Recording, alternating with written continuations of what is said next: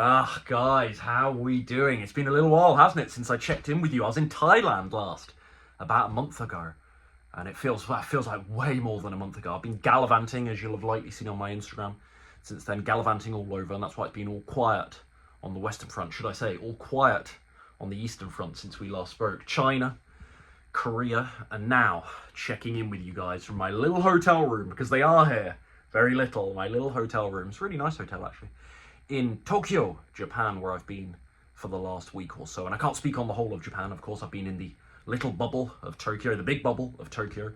But wow, what an impression this city has made on me. It's absolutely everything I imagined it to be, everything I heard it would be. And I had very high expectations. I'm glad to say it's certainly filled those expectations. And I think the Japan bucket list was, excuse me as I readjust here, the Japan bucket list. It's that chest press at the gym this morning. My shoulders are on fire. But yeah, the Japan bucket list was complete at 3 a.m. last night. And you're probably thinking, what's he about to say here?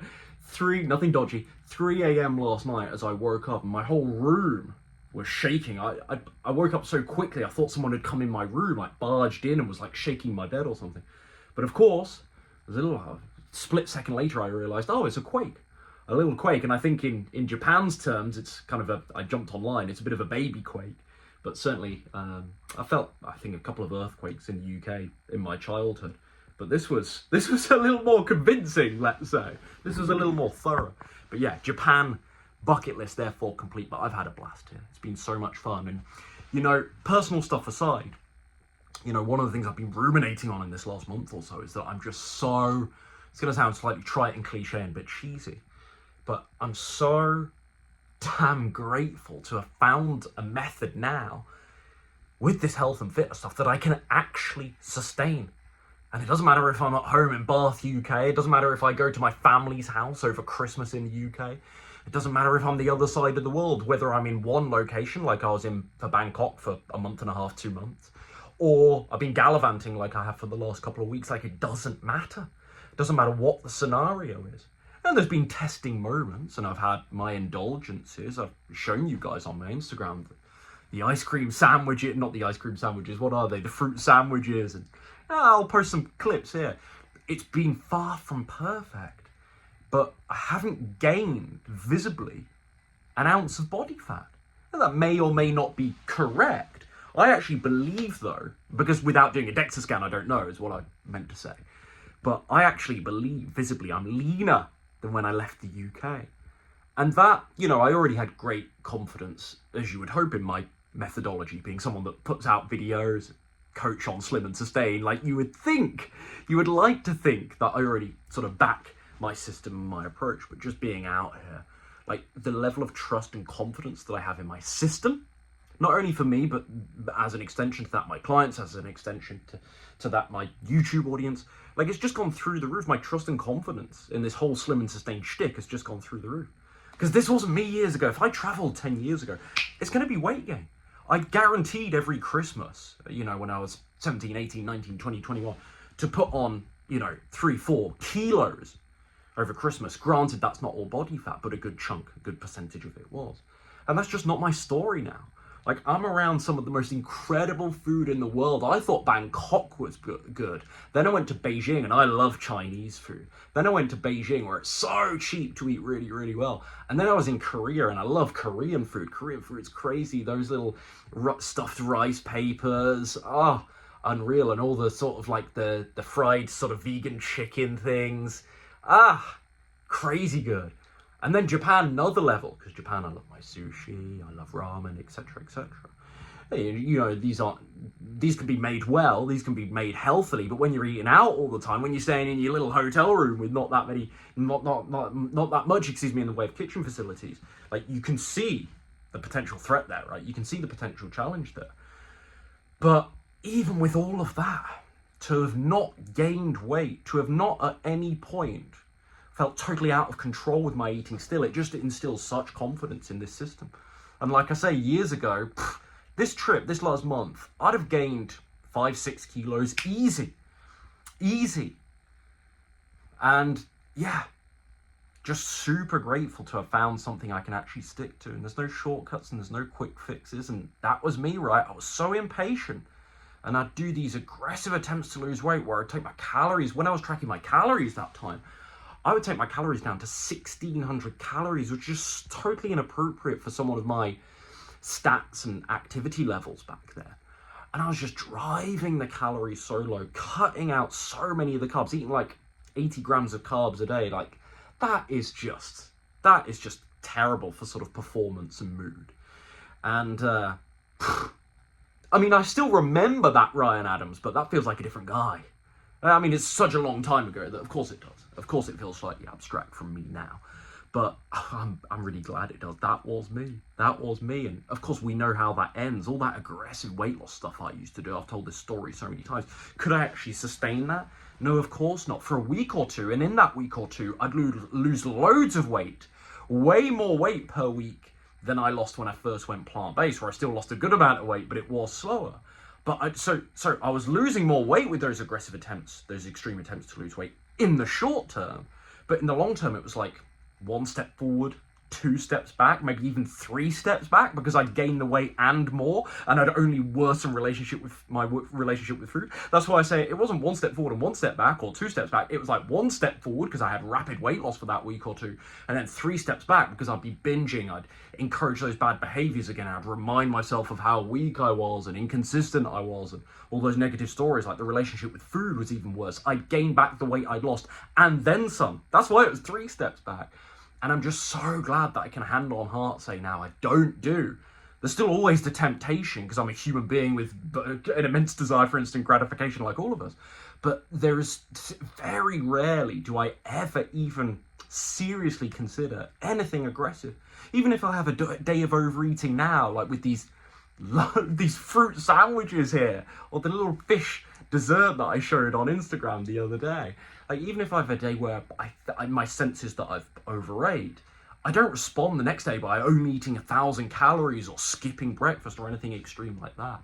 Because what I'm focused on now is like long-term behavioral change and a plan that actually feels permanent to me. And that is so far and away from how things used to be for me in the past. There was a time where I thought you had to cut carbs to lose weight. And now I look at, like, you guys know, I'm arguing against those ridiculous points all the time now. It was only when I learned that carbs have around 70% less calories than fat, that I realized, oh, carbs really aren't the issue. It's really a calorie thing. And if you're looking at it from a calorie perspective, fat seems to be what contributes the most amount of calories to people's diets in the Western world. I also thought that I had to starve myself to lose weight, that 1,600 calorie thing. Like, don't get those numbers in your head. It's not about the numbers. For some of you, 1,500 calories will be a very sustainable calorie deficit. Ladies out there, that might include yourselves, right? But based on probability. But for me, that was highly inappropriate. So it's not about 1,600 calories. That's not the point. It's about really severe and aggressive calorie deficits. And I really thought I had to starve myself to lose weight.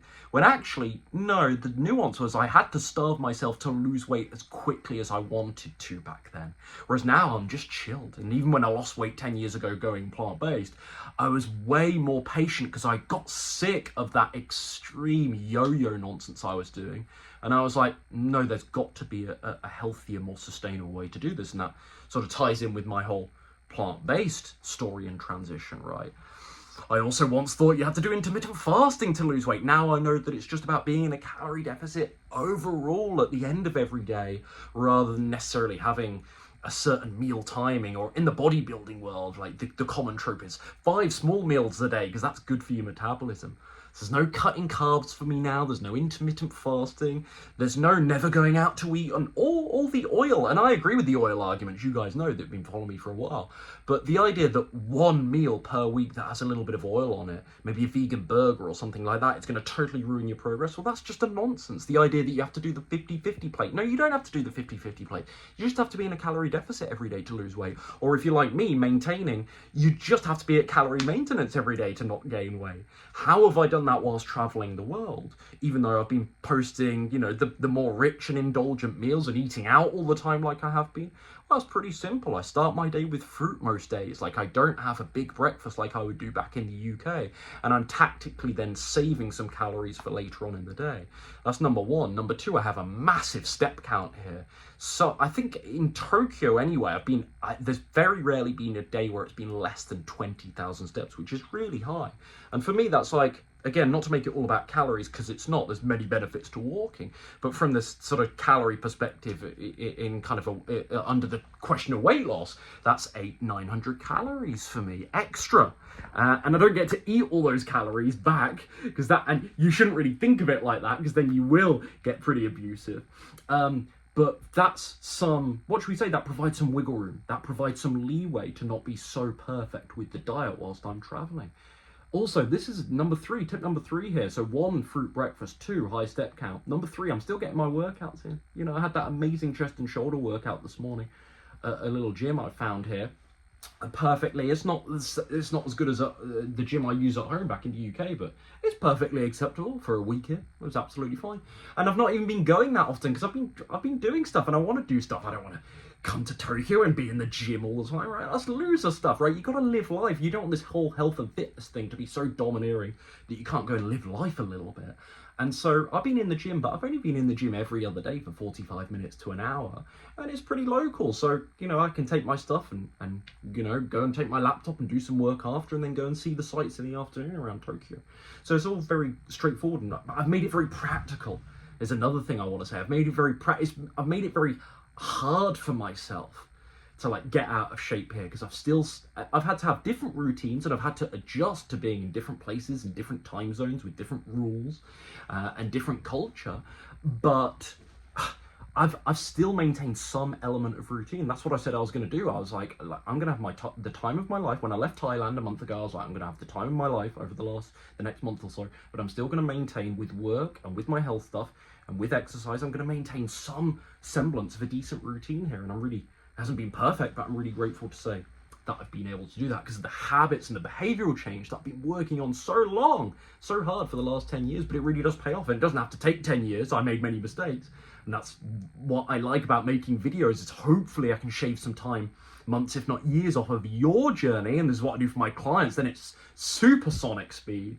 by sharing, you know, the common traps and the pitfalls that I was struggling with back in the day. But yeah, I'm rambling here, aren't I? I'm rambling, but no counting calories now, just a good calorie awareness, no restricting my carbs, no never eating out again. I'm traveling the world, as you see, and I'm still able to maintain with this incredible lifestyle. And this is another tip as well. Like, yes, I'm eating out a lot, but you guys have seen the photos, right? If you follow me on Instagram, I'm still eating a lot of whole foods. So there's a little bit of oil, and occasionally there's one of those Japanese fruit sandwiches. Occasionally there's a bit of Korean vegan chicken. It's less than perfect stuff. A little dessert from time to time, something like that.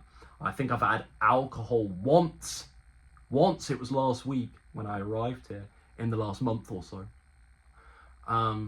So for me, a lot of the diet is still low calorie density stuff. And again, this creates that leeway and that wiggle room for the little treat from time to time. And I've got to make sure I don't abuse it. Like, I can't dress this up as being, oh, look, I can eat whatever I want and still stay slim. Like, there's still thought and discipline going into this. I hope that's coming across. But it's so cool to just come out here and find some semblance of balance. That's a word I should have used 10 minutes ago in the video. But some semblance of balance out here. And that's what Slim and Sustain is all about. And look, when I go back to the UK, or wherever I go next, I don't even know. But whenever I have more routine again, and I know I'm going to be in a place more settled with an Airbnb and a kitchen, and know which gym I'll be signing up to, etc., etc., I do look forward to more home-cooked meals. And even though I've been maintaining weight out here, I definitely haven't had the perfect diet, as good a diet as I would like. I don't feel quite as razor sharp as I do when I have routine. So there are things missing. It's like I say, it's really not perfect. I don't want to sell that pipe dream. But for me, it's just been really reassuring and really nice to know that I can come to challenging environments and still make this all work, and still feel pretty good overall, and still maintain a decent physique, a physique that I'm really happy with overall. And that's my whole thing. I love it. So yeah, I guess I'm just saying I'm grateful. And I don't know what the point of this video is other than to report that. And it's trite, but hopefully encourage. I'm not going to use the word inspire, that's cheese, but encourage some of you guys to really embrace this and think, okay, yeah, maybe I could make this work. Maybe I can, even in tricky scenarios. Maybe I'll have to bend the rules a little bit. Maybe I can't do perfect whole foods plant-based textbook checklist when I'm away from home, when I'm traveling, or when I've got so-and-so's birthday coming up. Maybe you don't even need to be on some crazy adventure like me, bloody Dora the Explorer, the other side of the world. Maybe for you it's, you know, you've got a wedding next month, you've got a couple of birthdays coming up, there's a corporate due, and you're thinking, how am I going to make this work? You don't have to be perfect, but there's a little kind of couple of compensatory tricks and hacks, and that you can do to sort of do a bit of damage limitation, as I've been doing here, that I've just shared with you. But also additionally on top of that, just realize that months and years, and yeah, it does take time because there's no shortcuts, as I've been saying, there's no quick fixes. They don't work. Ozempic ain't going to save you. Ozempic ain't going to change your habits and your behaviors and your mindset around food, around your body, and around exercise. That's not enough. We need real behavioral change. And yeah, so you don't even need a big adventure. If you've got some of this stuff coming up, just know that like months and years down the line, and if you're consistent, it won't even take that long, but 6 months even down the line, you know, you will have no reason to fear that wedding next week like you might fear it right now, or that trip, or that vacation, because you'll just have such good trust in yourself and your habits and your established behavior patterns. That's where I'm at now, and it feels freaking awesome. So hopefully that's just a bit of encouragement for you to commit to the same sort of mission and leveling up as I have. And it's changed my life, and it's been awesome. So if you want more help and some constant support and accountability from me to make sure you actually stick to this process this time, you know where to go. I plug my stuff enough. I'm happy to. I'm proud of Slim and Sustain and what we do, so I'm happy to sell it. But the link for that will be down below, so you can go and learn more there. But I'll see you soon. I'll see you in the next one, and I won't leave it so long this time. Okay, take care.